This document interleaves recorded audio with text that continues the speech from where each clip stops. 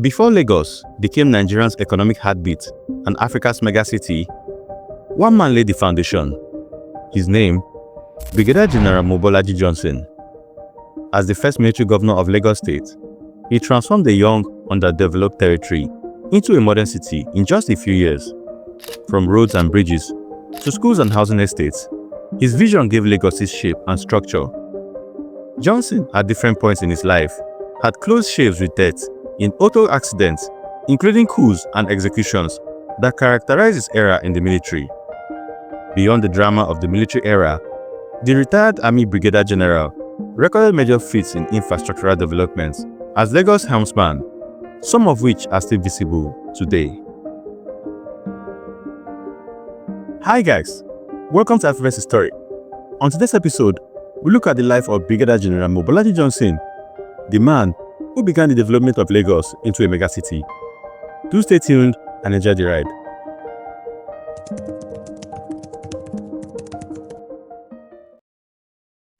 Johnson was born into the family of Joshua Motola Johnson and his wife Bemisola Johnson.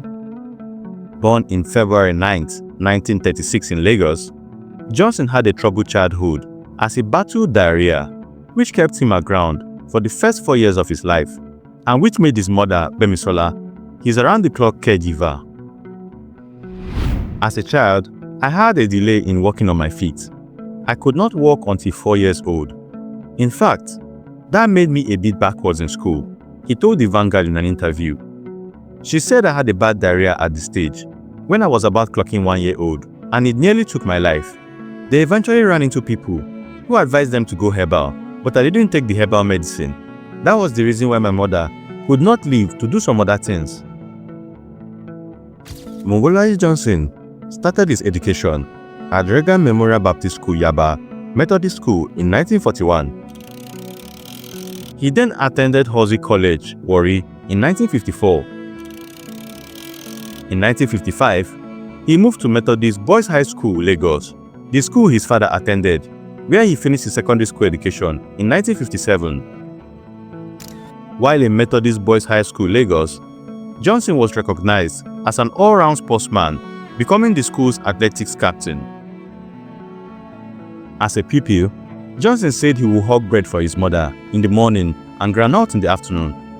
Yet, that did not impede his passion for education. He said, quote, "Even when I was attending school, I was still doing some other housework.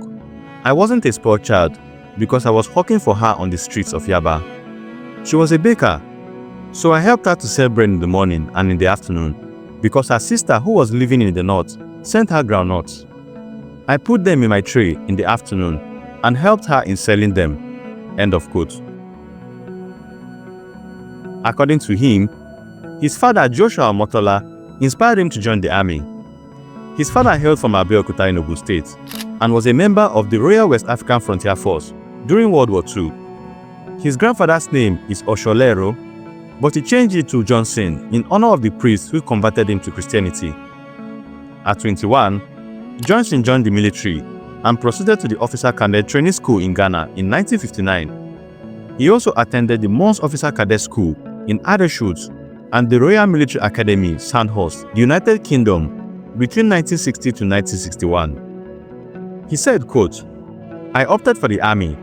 I saw the photograph of my father, who was in the Second World War, and rose to the rank of Sergeant Major Class with his belt. I saw his photograph, where he was looking so handsome, and I looked at that photograph and said, one day, I am going to put on this uniform too. So that was the influence I had before going into the military." End of quote. A diligent and dedicated military officer, Mobolaji Johnson began his military career at the Zaria Military Depot from 1958 to 1959. He was a member of the United Nations Peacekeeping Force Troops, Congo, between 1960 to 1961. He was promoted as second lieutenant in the Nigerian Army in 1961, while he became a captain in October 1962.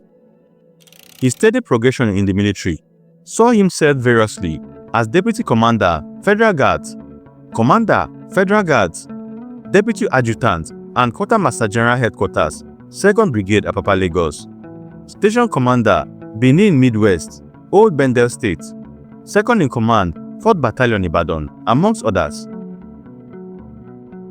Johnson said in an interview that he heard about the first coup from Murtala Mohammed after it had happened. He said, quote, "Well, if you go back to the first coup, which was on January 15, 1966, you will find out that I was not part of the coup. But I was in a strategic position to know about just a bit of what happened. I didn't know the minds of the coup plotters, but I knew enough of what was going on," he said. "I went to the brigade headquarters, where I was second in command to Major Ifejuna at Apapa. The gate was opened for me, and Murtala told me what had happened. The Minister of Finance, Okotie Ebo, and the brigade commander could not be seen, so that was how I got to know about it." End of quote. Johnson was nevertheless an influential figure in the military during this time. He was privy to the Aburi meeting in Ghana prior to the Civil War and was one of the federal delegates at the ceremony that marked the end of the war. He would later say, "I don't think the Civil War was avoidable." If you find this video worthwhile, please take us some time to smash a like and subscribe to the channel, as it goes a long way in supporting our efforts. Thank you. Now let's get back to the video.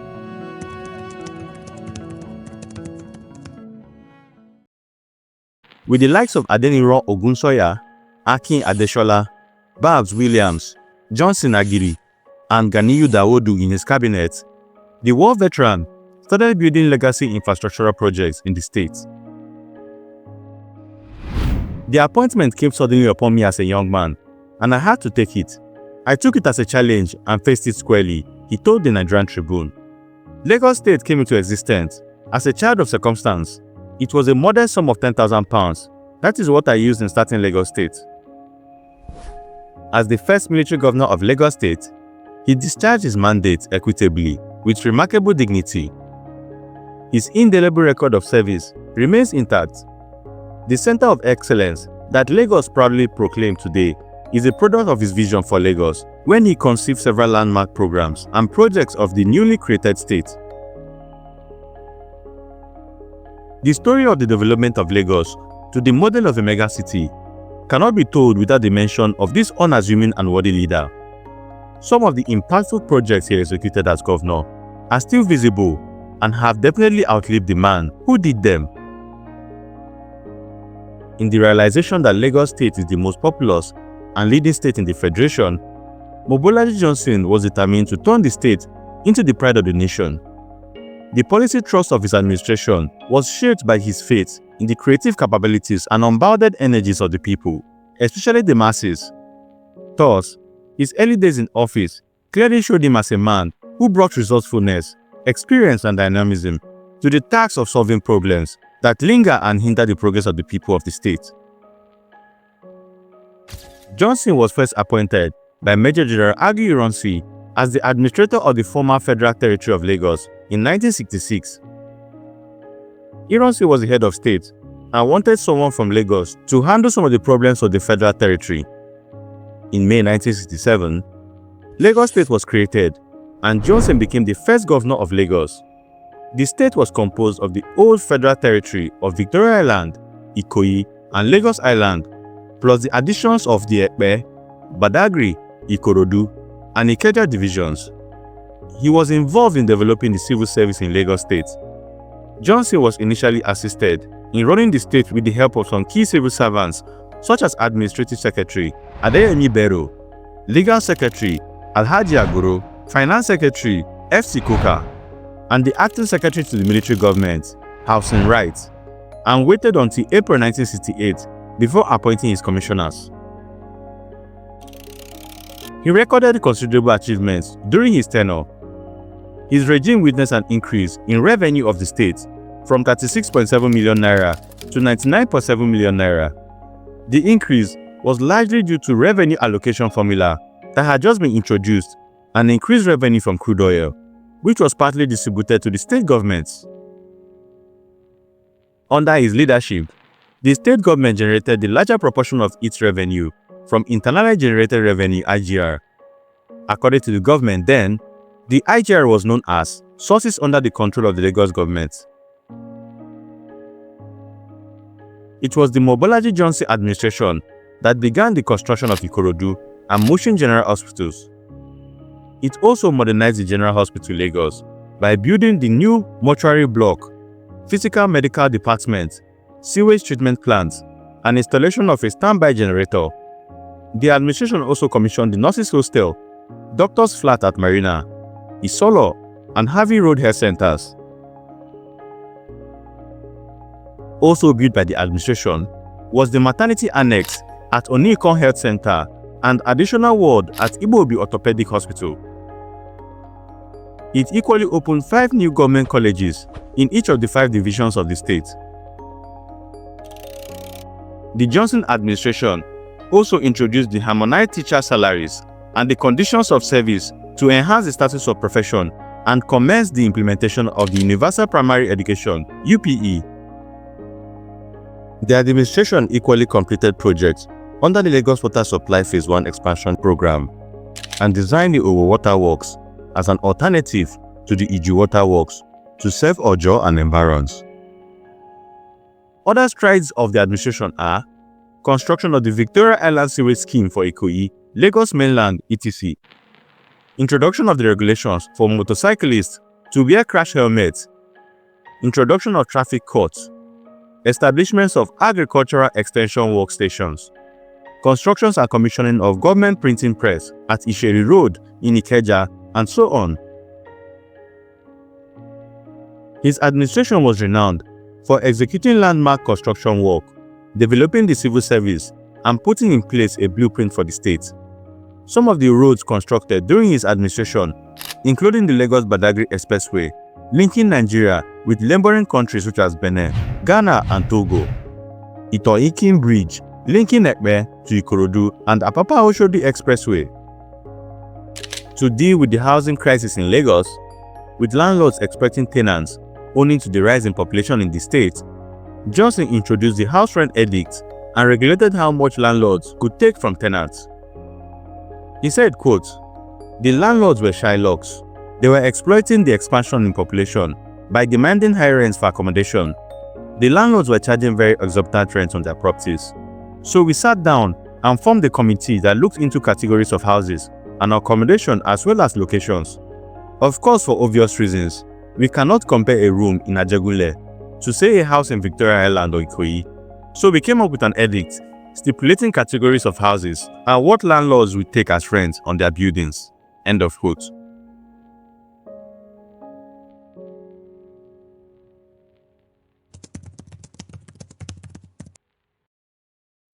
Johnson's administration was responsible for the demolition and dismemberment for the people buried at Ajele Cemetery, such as Samuel Ajari Crowther, James Pinson Lablo Davies, Madam Tinubu, Thomas Babington Macaulay, and many others. The demolition was met with a lot of criticism. Professor Peel noted that the demolition had deprived Lagosians not only of a precious green space in the heart of the city, but of the memorial of the forebears. Nobel laureate Wole Soyinka called the demolition the violation of that ancestral place, noting that the order came from the military governor, Mobolaji Johnson, dig up those dead forgotten ancestors and plant a modern council building with all its lucrative corollaries on that sonolent spot. End of quote. After years of working across different military formations in the country, he was compulsorily retired in 1975 by the late General Murtala Mohammed during his tenure as the head of state. Johnson was one of the 2 state governors, along with Brigadier General Oluwole Rotimi, found not guilty of corruption by a 3-man panel commissioned to investigate the various allegations of corruption against the state governors.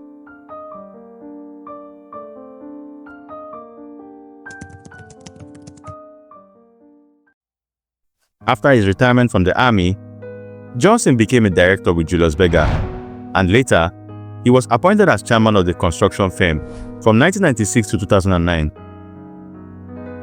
Until his death, the ex-soldier did not regard himself as a rich man. He said, quote, "It is people that will talk of legacy that I left behind in the governance of Lagos. Lagos that I know is the former capital of Nigeria and the center of excellence. I had done my part. History will adjudge me," he told the nations. On Wednesday, October 30th, 2019, he succumbed to the will of his maker at the age of 83 in his home, 3 years after he lost his wife, Fumi, whom he married at 26. He is survived by 4 children. A road, an avenue and a sports complex in Mobolaji's home state bear his name, as well as a housing scheme at Lekki, both in Lagos. A railway station in Ebute-Metta, Lagos, was named in his honor. Having played his part in the stage of life, one could only wish him eternal peace at the bosom of the Lord. Rest in peace, Brigadier General Mobolaji Johnson. Thanks for watching the video, guys. I would really love to know your thoughts about Mobolaji Johnson, how he transformed Lagos into a megacity. What do you think of his legacy and the controversy of the demolition of the Ajele Cemetery? Please let me know your thoughts in the comment section down below. Don't forget to smash a like and subscribe to the channel and turn on the notification button to get more content like this about African history. This is Nandi from Afriverse Historic. See you in the next one.